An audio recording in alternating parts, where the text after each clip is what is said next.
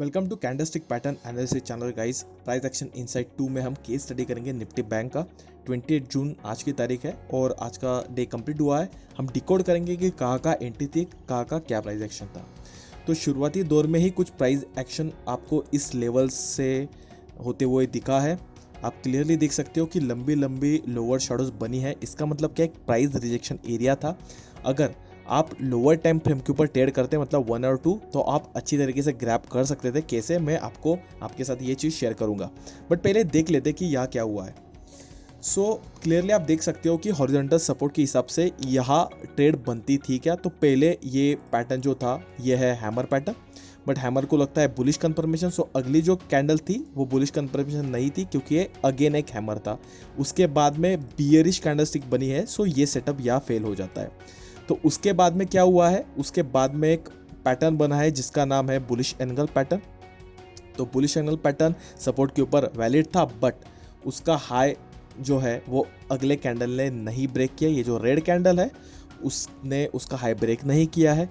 उसके बाद फिर से एक पैटर्न बना है जिसका नाम है बुलिश हरामी पैटर्न। और अगला जो कैंडल था वो एक बुलिश कंफर्मेशन कैंडल था।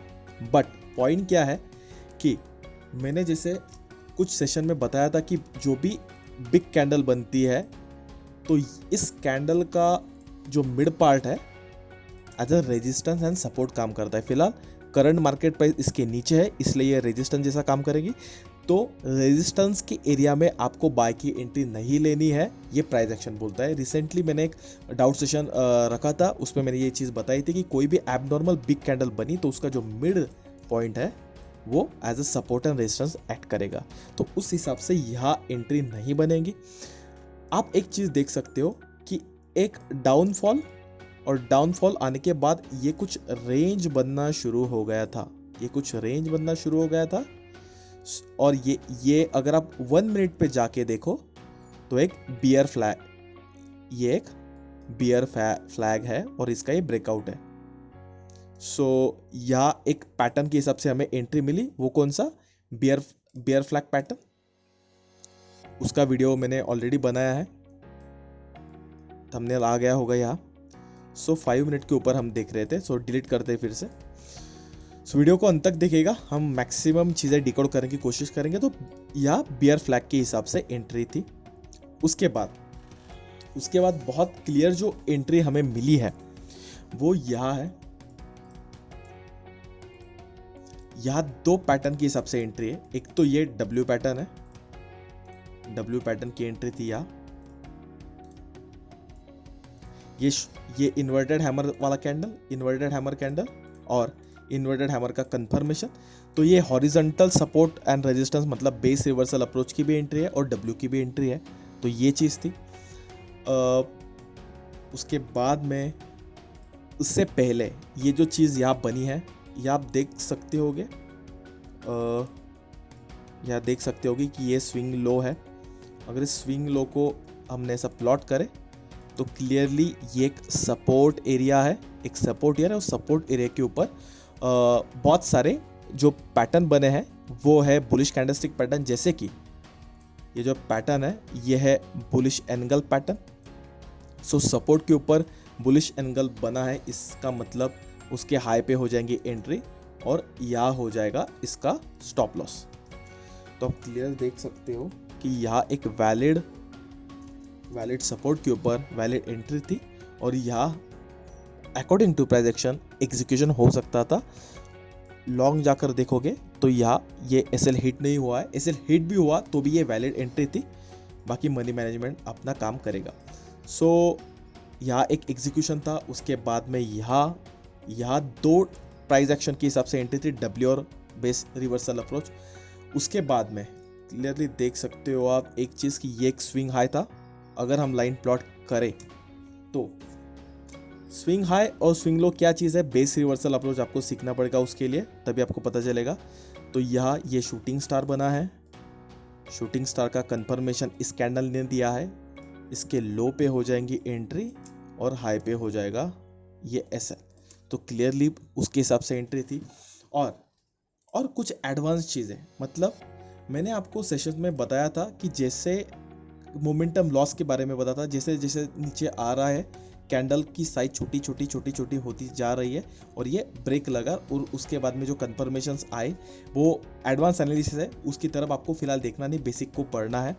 फिलहाल मैं उतना बता देता हूँ कि जैसे कैंडल का साइज छोटी होने लगेगी और आपको वहाँ कॉशियस रहना है कि वो सपोर्ट की तरफ जाती है क्या, और उसके बाद में अगर बुलिश कंफर्मेशन अगर आता है तो आप ट्रेड एग्जीक्यूट कर सकते हो। बस ये ऑब्जर्वेशन करने के लिए बता रहा हूँ। बाकी तो बहुत सारी वीडियो हम इसके ऊपर बनाएंगे ही और प्रैक्टिस करेंगे। सो ये एक चीज़ आपको बतानी थी। और अगर यही चीज़ें अगर आप लोअर टाइम फ्रेम पे देखो तो बहुत ज़्यादा क्लैरिटी आपको आ जाएगी। क्लियरली ये चीज़ जो थी ये वाली चीज़, ये तो क्लियर एक बियर फ्लैग, उसका ब्रेकआउट, उसके बाद में ये तो W ही हो गया, ये जो थिंग है तो W हो गया। उसके बाद में ये भी W है और ये रिवर्सल, हॉरिजॉन्टल रिवर्सल के हिसाब से तो एंट्रीज आपको बहुत मिलेगी। पॉइंट क्या है कि आपको आपके रिस्क टू रिवॉर्ड के हिसाब से कहाँ एक्यूरेट एंट्री मिल रही है आपको देखना है। तो ये वीडियो उसी लिए है, प्राइस एक्शन इनसाइट इसीलिए है कि आपको जो सेटअप हमने शेयर किया है क्या वो चलते हैं, क्या उसके हिसाब से ट्रेड मिलती है, या फिर प्राइस एक्शन हमें क्या बताता है, इसलिए ये वीडियोस है। सो आप उसका लुत्फ उठाइए। सो बहुत सारी चीज़ें आपको सीखने को मिलेगी प्राइस एक्शन इनसाइट्स में, क्योंकि प्रैक्टिस करना ज़रूरी है। सो आपको एक नज़रिया मिलेगा कि एक्चुअली प्रैक्टिस कैसे करनी है, तो ये क्लैरिटी आपको ज़्यादा आएगी। अगर अब चले जाते हैं लॉन्गर टाइम फ्रेम के ऊपर, 30 मिनट्स के ऊपर चले जाते हैं, तो क्या 30 मिनट्स के ऊपर कुछ हमें अपॉर्चुनिटी थी। तो आप देख सकते हो कि ये जो चीज़ है ये क्या है, इसको बोला जाता है inverted head and shoulder. So clearly देख सकते हो कि आप बोल सकते हो कि या तो इसको ऐसे नेकलाइन प्लॉट कर सकते हो या फिर ऐसे नेकलाइन प्लॉट कर सकते हो उसकी, क्योंकि एक ये फर्स्ट शोल्डर की नेकलाइन और ये दूसरे शोल्डर की नेकलाइन, तो यहाँ से ब्रेकआउट था क्लियर कितने तारीख को, 24 जून 12:45। उसके बाद में रैली आई है। तो 30 मिनट्स के ऊपर अगर ये चार्ट देखते तो क्लियरली यहाँ से ब्रेकआउट था, स्टॉक ऊपर जाता था। तो हर टाइम फ्रेम के ऊपर एनालिसिस एग्जीक्यूशन आपको देखने को मिलेगा। पॉइंट क्या है कि आप पेशेंटली आप कितना ये चीज़ें देखते हो। तो जो पोजिशनल ट्रेडर था उसके लिए तो ये चीज़ें, जो ऑप्शन में काम करते हैं उनके लिए तो बहुत बड़ी चीज़ थी। रिस्क कितना था, रिस्क ये था और एंट्री कहाँ थी, एंट्री इस ब्रेकआउट कैंडल जो थे ये या फिर ये, इसके ऊपर कितने पॉइंट की रिस्क थी, 177 पॉइंट की रिस्क थी पोजिशनली अगर ऑप्शन की भी बात की जाए, और रिवॉर्ड कितना मिला है 771। तो मैं नहीं बोल रहा हूँ कि 771 तक रुको, 1:2 भी हो जाता है तो भी आप निकल सकते हो, 1:1 भी हो सकता है। तो पॉइंट क्या है, मैं प्रमोट नहीं कर रहा हूँ लाइव ट्रेडिंग, मैं बोल रहा हूँ कि प्रैक्टिस कैसे की जाती है। अगर आपके माइंड में सेटअप्स क्लियर नहीं होंगे तो आप ट्रेड नहीं कर सकते। तो thank you so much for the watching guys, bye bye.